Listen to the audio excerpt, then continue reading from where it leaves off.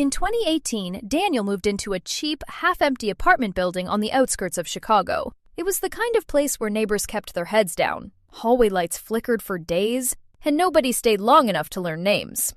Daniel was 27, living alone, and for the first week, everything seemed normal. Then, on the 8th night, he woke at exactly 3:13 a.m. 3 knocks came from the bedroom wall. Slow, deliberate, close. The next morning, Daniel checked the apartment beside his.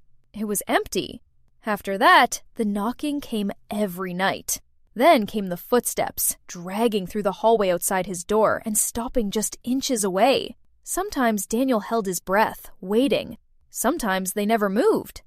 Then, one night, he heard a whisper. Daniel.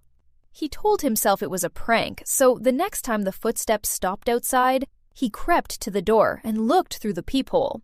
A woman stood in the hallway.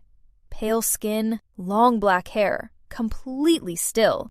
Across her face was a smile far too wide to be human. Daniel stumbled back, grabbed his phone, and called for help. But when he looked again, the hallway was empty.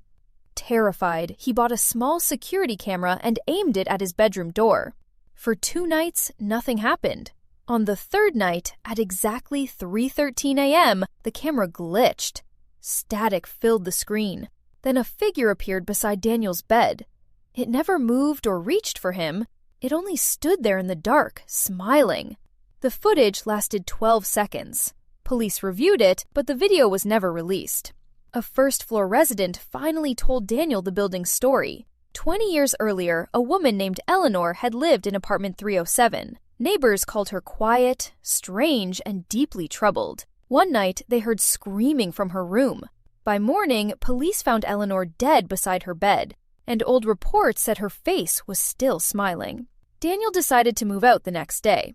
But that night, at 3:13 a.m., the knocking returned. Louder. Closer. Daniel hid under his blanket as footsteps entered the room. Then everything went silent. He lowered the blanket. The smiling woman was inches from his face. Daniel screamed. Police found him unconscious on the floor, alone. He left the next morning and never spoke publicly about it again. Years later, new tenants in apartment 307 reported the same thing. 3 knocks, 3:13 a.m., and a smiling woman waiting in the dark. If you ever hear knocking in the middle of the night, don't look through the door.